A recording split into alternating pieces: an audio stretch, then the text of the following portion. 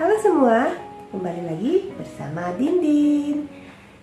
Di video saya kali ini, saya memberanikan diri untuk memvideo wajah saya. Ya, sekedar supaya semua tahu ya bagaimana wajah saya.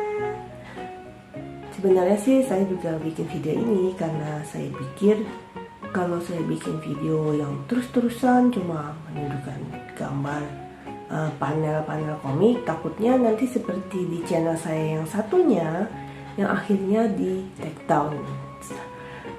Jadi channel saya itu karena masalah copyright tanpa pemberitahuan sama sekali di take down oleh YouTube. Yaitu karena banyaknya laporan, soalnya bukan satu video saja, tapi banyak video saya yang melanggar copyright.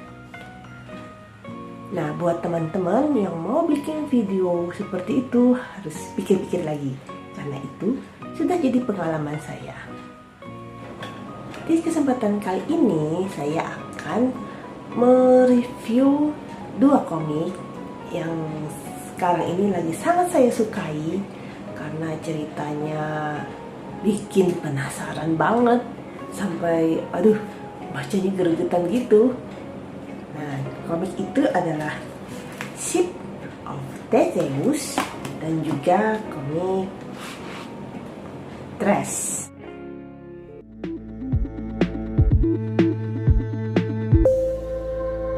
Nah, untuk yang pertama saya akan menceritakan sedikit tentang Ship of Theseus. Nah, Ship of Theseus ini bercerita tentang seorang pria yang bernama Sin. Dia ini adalah putra dari seorang pembunuh. Kalau di Jepang, saya sih sering nonton film tentang film Jepang gitu tentang keluarga pembunuh. Jadi kalau di sana saya menyimpulkan kalau kamu itu keluarga dari pembunuh, masa depanmu itu suram sekali. Komik ini menceritakan tentang seorang pria yang bernama Shin Tamura. Ayahnya adalah seorang yang tertuduh dalam kasus pembunuhan 21 orang di sekolah dasar di desa Otosu 28 tahun yang lalu. Oleh karena itu, Ibu Shin berkali-kali berpindah tempat tinggal dan berhenti bekerja, serta harus berhutang untuk memindahkan sekolah anak-anaknya. Sepertinya ya kejam sekali ya, tapi memang itu sepertinya kenyataan kehidupan sosial di Jepang. Ketika dewasa, Shin menikah dan ia terus dihantui oleh kenyataan bahwa ayahnya adalah seorang pembunuh. Istrinya yang mengetahui masa lalunya tidak peduli dan ia yakin bahwa ayah Shin bukanlah pembunuh. Bahkan ia membuat jurnal dan catatan-catatan yang menunjukkan bahwa ayah Shin bukanlah pembunuh, melainkan hanya korban salah tangkap. Namun, istri Shin meninggal pada saat ia melahirkan putri mereka. Karena tidak ingin putrinya menderita seperti dirinya, Shin pun bermaksud menyelidiki tentang kasus pembunuhan di desa Otosu itu. Dengan catatan yang dibuat oleh istrinya, Shin pun menuju ke desa Otosu. Ternyata sejak peristiwa itu, desa Otosu menjadi kota mati. Tiba-tiba ada sebuah kabut yang sangat tebal. Dan ketika kabut itu pudar, Shin terlempar ke masa 28 tahun yang lalu. Tepatnya 6 bulan sebelum peristiwa pembunuhan 21 orang SD Otosu.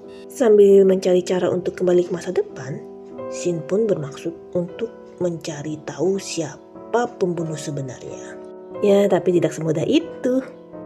Karena sudah terlalu banyak campur tangan di masa lalu, ketika Shin kembali ke masa depan itu sangat berbeda dari dengan apa yang ia ingat selama ini. Komik ini juga sudah diadaptasi ke dalam bentuk drama 10 episode pada tahun 2020. Dari judulnya aja sih sebenarnya saya agak bingung. Ship of Theseus.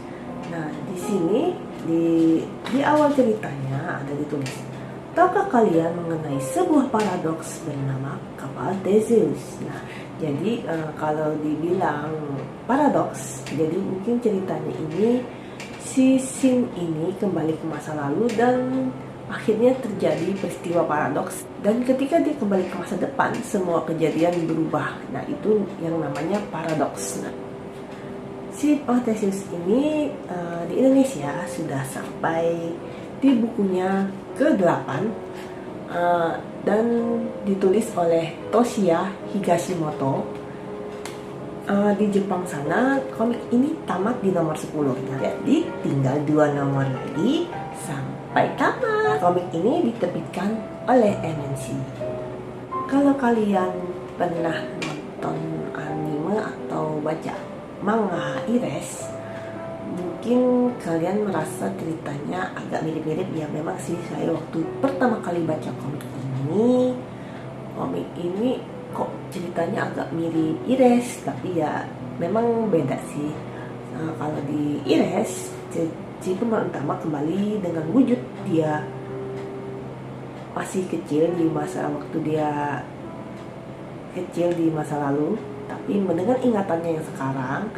Ya, kalau Ship of Theseus ini, si pemeran utama nih kembali masa lalu dengan wujudnya yang sekarang. Dan selanjutnya adalah komik ini, Trash. Judul ini agak panjang sih sebenarnya. Judulnya Trash Recollection of a Forensic Researcher. Nah, jadi ini adalah cerita tentang dokter ahli forensik. Tapi namanya komik ya, kalau cuma cerita orang bedah-bedah untuk forensik, untuk menyelidiki tentang jenazah sih kayaknya nggak seru ya. Jadi ini ceritanya ada cerita misterinya juga dengan kasus pembunuhan. Bercerita tentang seorang dokter forensik yang bernama Reiji Mano. Ia adalah seorang dokter yang sangat berdedikasi pada pekerjaannya. Ia juga sangat teliti ketika sedang mengotopsi atau memeriksa barang-barang bukti kriminal. Sebenarnya Reiji ini mempunyai masa lalu yang cukup menyakitkan. 23 tahun yang lalu, ketika ia masih kecil, Reiji menemukan ayah, ibu, serta kakak-kakaknya mati terbunuh di rumahnya. Pelaku pembunuhannya tersebut tidak pernah terungkap dan kasus itu dianggap tidak ada. Aneh sekali ya. Reiji yang masih kecil bertekad untuk mengungkap kebenaran dari pembunuhan keluarganya. Hal ini jugalah yang membawanya untuk menjadi dokter forensik.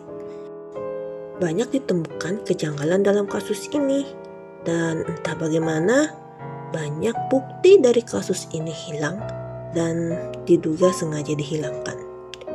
Hal inilah yang membuat Reiji bersikeras mencari bukti-bukti yang tersisa. Tentunya ini tidak mudah ya, mengingat ini adalah kasus 23 tahun yang lalu. Komik ini dikarang oleh Kei Koga. Sekarang di bukunya ini ada catatan-catatannya, dan sepertinya Kei Koga ini juga adalah dokter forensik.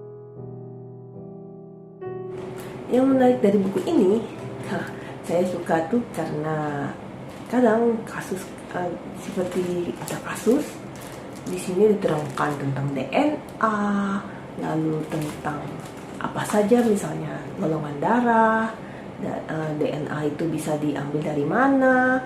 Pokoknya di sini boleh dibilang banyak pengetahuan tentang forensik. Komik ini adalah terbitan Akasa. Nah, karena komik terbitan Akasa ini komik untuk dewasa, di sini kalau mau dibilang memang banyak kayak gambar jenazah, ada juga gambar, nah jadi kayak gini, gambar bayi yang diaborsi, pokoknya ngeri banget. Jadi Jadi kita kalau bacain kalau yang mungkin yang tidak tahan dengan gambar-gambar yang agak-agak mengganggu gitu, saya tidak sarankan komik ini. Komik ini sebenarnya terbit sudah terbit di Indonesia sampai di nomornya ke-9. Nah, tapi saya baru punya sampai nomor 6. Di Jepang sendiri, komik ini sudah mencapai nomor 11 dan masih bersambung. Kalau kita perhatikan, dua komik ini punya kesamaan, yaitu di mana si pemeran utama sama-sama ingin mengungkap kasus yang menimpa keluarganya di masa lalu, dengan cara yang berbeda tentunya, sehingga dua komik ini menarik untuk diikuti. Sampai di sini dulu komik rekomendasi dari saya. Sampai jumpa di video saya lainnya. Dah.